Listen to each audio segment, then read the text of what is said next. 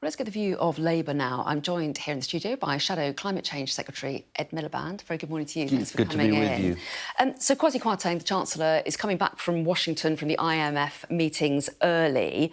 What do you read into that? This is a government in meltdown and an economic policy in tatters.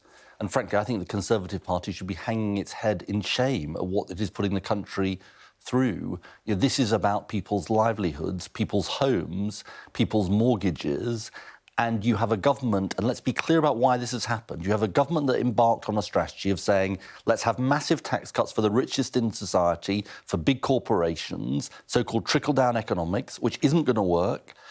And also, they're trashing the economic institutions of the country, like the Office of Budget Responsibility. That is why the markets have reacted as they have. That is why there's been such a loss of confidence in the government and the government's economic policy, and that's why the budget has got to be ripped up. Well, as far as Kwasi Kwarteng is concerned, Greg Hands, who was in this studio in that seat just a short while ago, says it's not unusual to cut short trips to the IMF meetings, and the main meetings had already taken place. I think people will be furious that the government is taking people for fools. I saw Greg Hands' interview, and he says it's somehow that this is a global phenomenon. It is not a global phenomenon. There's no other finance minister who's rushing back on an aeroplane early from the IMF meetings. There's no other country where its central bank said to have an emergency buying spree. There's no other country where a government's economic policy is falling apart at the seams. This is a collective meltdown on the part of the government, and the British people deserve so much better than what this government is putting the country through. You say you want to see the mini-budget ripped up. What elements do you want to see reversed? First of all, the corporation tax cut, or the refusal to go ahead with the rise, which was baked in. Let's be clear, that's £18 billion of unfunded tax cuts.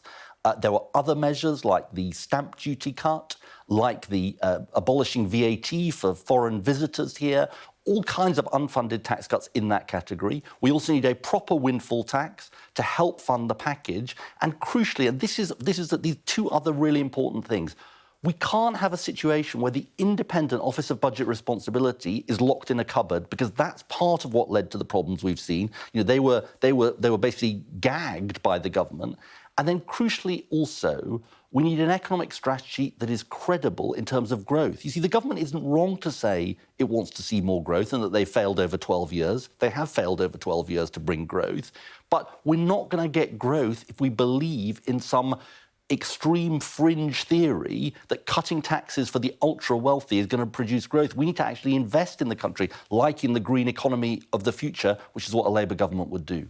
You say scrap the mini-budget, and yet you support elements of it, don't you? You support the reversal of the national insurance rise, the cut in the basic rate of income tax, all measures in the mini-budget. Well, we led the way in saying that the government shouldn't be raising national insurance on ordinary families, and we've said we're not going to reverse. If we were in government and the basic rate cut, which was already programmed in, is in place, we weren't going to reverse that. But that's because we're not in favour of raising taxes on ordinary people. But more than half of the measures in the mini-budget were measures we opposed. We also said there should be a proper windfall tax to help pay for the energy price measures that were taken.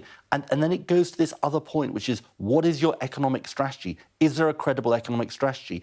Are you trashing the institutions of the country, or are you upholding them? But you say you want the mini-budget scrapped, and yet you back key elements of it. You can't have it both ways, can you? Well, no, what we're saying is that we wouldn't reverse the basic rate. The question we would face if we came into government, if the basic rate cut is in place, and the national insurance, the reversal of the national insurance rise, is would we raise taxes on ordinary families on £12,500 a year? Well, we're not going to do that.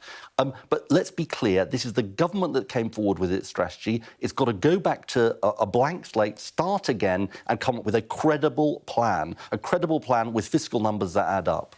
Do you have fiscal numbers that add up? We haven't really seen Labour's costings for its proposals. Well, no, that's absolutely not true. We set out the costings for everything we propose. We've said, for example, that we would have more nurses and doctors, and we've shown how getting rid of the so-called non-dom status, which allows foreign citizens to be here and not pay their taxes, that could raise about £3 billion. We've shown how we can invest in education by getting rid of the VAT relief on private school fees. So absolutely everything we we set out, everything we propose is fully funded. And that is the difference. Labour is the responsible party in British politics. You know, I was here a few weeks ago saying that the Conservatives were being fiscally irresponsible by having an energy price guarantee, energy price package, which was only funded by borrowing, not a windfall tax. And people say, oh, it's surprising Labour's taking the Tories for fiscal irresponsibility. And then we saw that added to in the budget that Kwasi Kwarteng produced. On the subject of energy, which obviously is your brief, you're talking about fracking today. You've been very critical of the government's plans to lift the ban on fracking. So what are you going to do about it?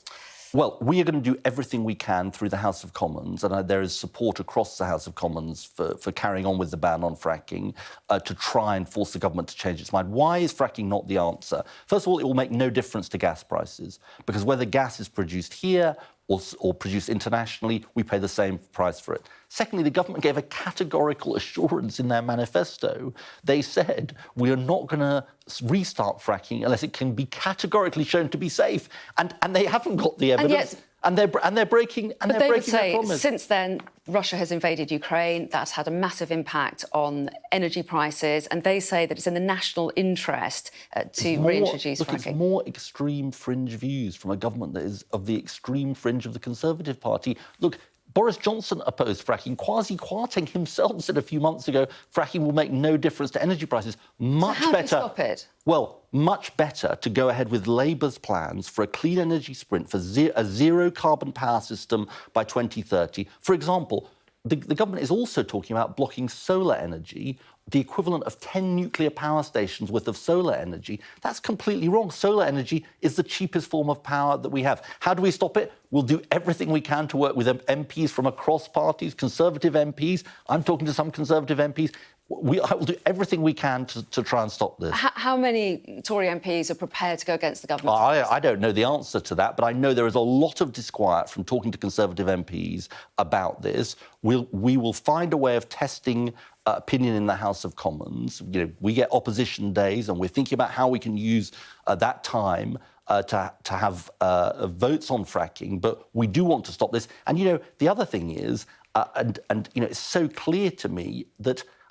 People in the country don't want fracking. It's the least popular form of energy that they can be. But the government says it'll only go ahead if they have local consent. Well, they don't quite say that. Liz Truss said that during her leadership campaign. She cannot say what local consent even means, and there is a fear that they're going to actually bypass local people when it comes to fracking, and that would be quite wrong. And on the subject of solar farms, Liz Truss did say she'd block them on agricultural land during her leadership campaign, but her argument would be, wouldn't it, that we need to boost food production at a time when food prices are soaring and we can't afford to import them. And the biggest threat to food security is the climate crisis. And, you know, how much, because Liz Truss has sort of made much of this fact that solar farms are apparently destroying all our farmland. Do you know how much farmland is actually being used by solar panels at the moment? 0.1%. 1/1000th of farmland, and even if we increase solar panels by 5 times, it would be only 0.5% of farmland. I'm afraid there is a piece of this with what we saw in the budget. We've got a party that has got dangerous, extreme views, that's essentially taken over the Conservative Party and is now trying to impose those views on the country. And it is bad for the country. It's the wrong priorities for Britain. I asked this question to Greg Hands. Do you expect Kwasi Kwarteng and Liz Truss to be in office in a month's time? I have absolutely no idea. But you know what? The Conservative Party seems really worried about the trashing of the Conservative Party. I'm worried about the trashing of the country. I'm worried about people's mortgages. I'm worried about the spectacle, the impact this is having on people across Britain. And I honestly believe that the whole of the Conservative Party bears responsibility for this. They elected Liz Truss. They imposed yet another Prime Minister on us. You know, I feel like they're gamblers at the casino. They bet the house on one Prime Minister, then they get rid of them, and they bet the house on another Prime Minister. There's only one answer for this, which is the Conservative Party to get out of the way and let a Labour government govern the country. OK, Ed Miliband, thanks very much indeed. Thank you.